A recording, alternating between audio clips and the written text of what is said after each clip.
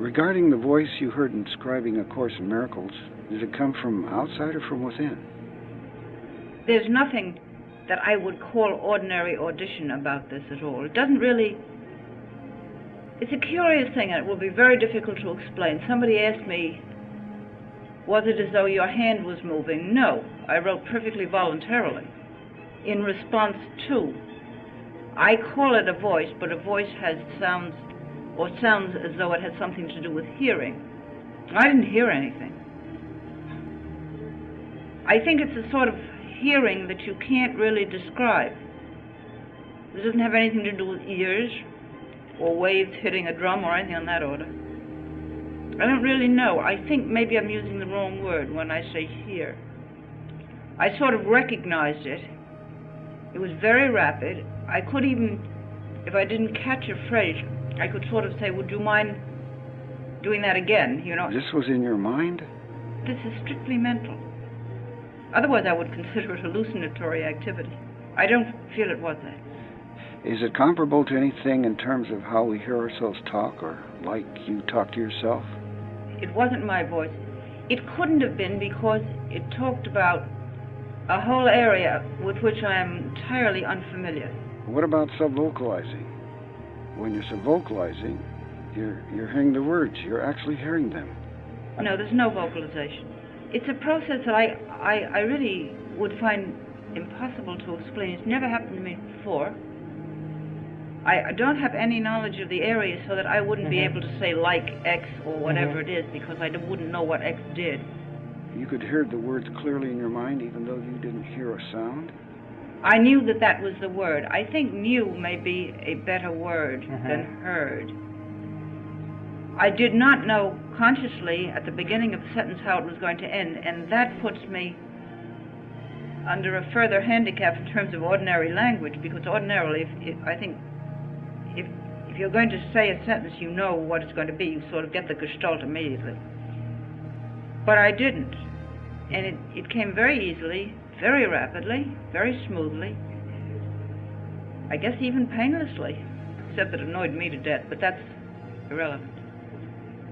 I guess here isn't the right word. I could stop any time or pick it up any time, and I did in cabs and subways and anything, or sort of between telephone calls. But you're raising a question I don't think, Dave, I can answer. I really am trying. So a certain mechanism went on there, because you heard something, you translated into the shorthand style. Yes, but I'm used to shorthand. I use it for group therapy sessions, so that shorthand is quite familiar to me. So you don't even it was really a matter of speed. So you really I couldn't have kept up with it in ordinary writing. Oh, you couldn't? Oh, no, it's very rapid. I needed the shorthand. What about automatic writing? A thing when pen takes over and writes for the person. The person doesn't have any control. Is that similar to what you're describing? No, that didn't happen at all. I could have stopped at any kind, and I frequently did. And I was very frequently interrupted, so that I would have to stop there. I didn't lose awareness of where I was or what I was doing. My interns kept barging in for therapy sessions.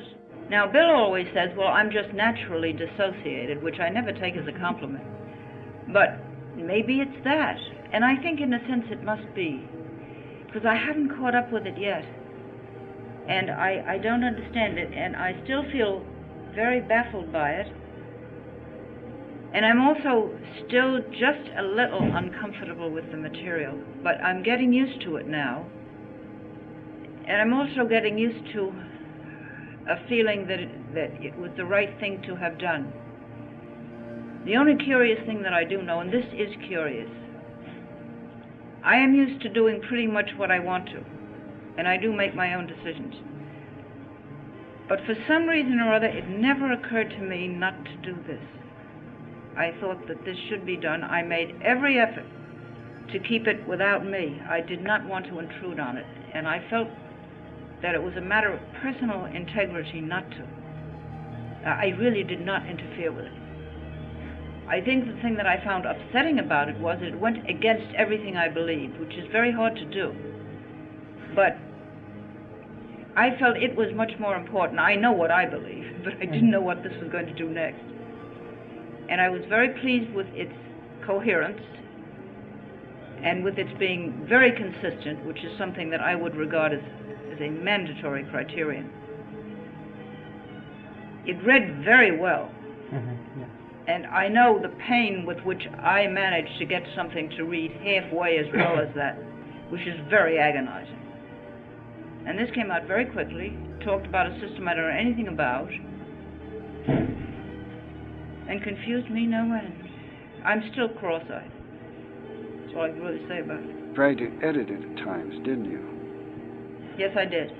It would bother me, and I would never forget what it was originally, and I would feel kind of uneasy about it. But since I do so much editing, I figured, well, I'm improving this, you know, and that's it. But then later, when it would pick it up again and refer back to that, then it would be inconsistent because it would use the original word.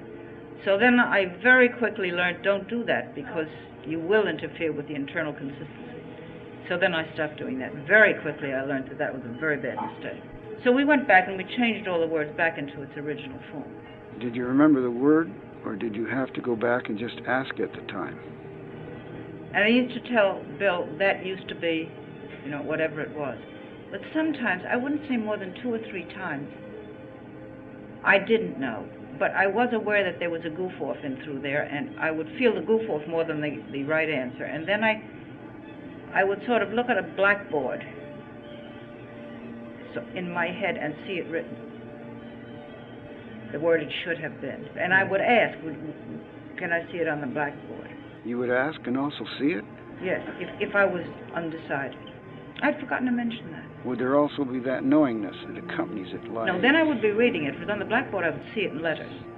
Then it was a very visual thing in your mind. And then it was visual. Ordinarily it isn't. But I think that modality had to come in where I had kind of lost my way in it, and I really didn't know what the word should be. Could you close this off any time you didn't want to hear or do it? Oh, yes. In other words, it was strictly your option. Oh, very much. Except that it kind of nudges me if I didn't do it. When I was sort of supposed to, sometimes I couldn't sleep. And then I would become very restless, and at one point I didn't do it for about 3 weeks. I felt quite pushed around by this, and enough is enough. And it was kind of a rough 3 weeks. But I didn't know when it was finished, and I didn't know when I was supposed to stop. The course came first. Well, the text is what we originally had called the course. The text is the right word for it. Uh-huh. That came first, and when that was through, I think there was something like a 3-month hiatus. You had no urge to write then? A while before I started in again, I said to Bill and also to Jonathan, I have a horrible feeling there's a workbook that goes with this, but maybe it's just maybe I'm going to be let off on this one. But I did know it, and it became increasingly clear that was it. And I knew at that time there would also be a teacher's manual, because that's obviously what professors have to teach with. Mm-hmm. And I did feel that it was going to organize itself in that way. And it did. Do you feel that it's over now? I think so. I think so. The only thing that I might be able to do, although I would hesitate to do it because I feel very strongly that my commitment included having nothing to do with anything psychic. I feel that very strongly. I think I told you the story of the original commitment in that line. If I didn't, it's in my autobiography and you'll see it. I think it's through. I do think, and under certain circumstances, I might be able to do this and might want to, if it were very helpful to somebody. I think there are questions I could probably write an answer to. But I think I would really want to do that, not as a major part of anything, because I don't think it's very important, but if someone were in trouble and it would be helpful, I might try to do it. I haven't had any occasion yet. So you continue to hear the voice? Oh no, I could ask what to do about something, particularly if the three of us are together. And we would ask, and we would get an answer. We generally get the same answer. If we don't, we'll sort of feel somebody's off a little bit and we'll try again. But we generally do. According to the Course,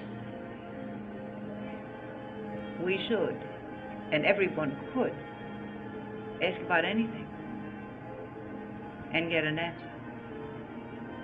Sometimes it's very surprising to me, and one of the things that I think we mistakenly do is to figure, oh, well, this is unimportant, or this is, or to cut out certain areas from the process of asking, which I'm sure is a mistake, because I don't think we should evaluate. I think you can ask anything. And I would doubt very much if anything is likely to happen to me that wouldn't happen to anybody else. If he wanted it to. Or if he felt this was the way he wanted to go. I can't imagine that. In fact, I'm sure it isn't true. The Course is rather explicit on that. So you do hear now and then? I hear whenever I ask. In other words, at this point now, it's really a matter of asking. Well, now it's a little more a question of personal guidance as to what to do. We didn't know whether we were supposed to come here, for example, so we asked about that. And we all three thought we should come to California. This was not where we intended to go.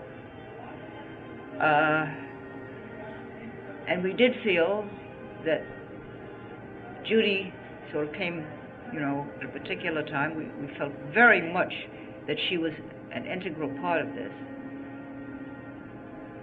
But we asked for this because I've been very, very careful about this. I am a very careless person in some ways. I lose everything. But I never lost anything of this Course. People would stop me in the subway and say, "Miss, you forgot your something or other," and hand it back to me. Taxis would honk their horns, say you left something in the back seat. My secretary would say, "You sure this belongs in this case report? Doesn't sound right." And it was impossible to lose this Course, and I tried. But it sort of kind of followed me around in an odd kind of way. People would send it back to me, anything, and I always got it back. And we never lost anything, which is incredible for me. You have to know me because I really do lose anything. We once went to a game thing, where you had to guess from a one-sentence thing who it was. And somebody said, "My God, where is it?" And the whole faculty said, "Helen Schucman." They recognized it immediately. I'm better now. I think this has been a good experience. You're the absent-minded professor type? No more. Now I'm just absent-minded.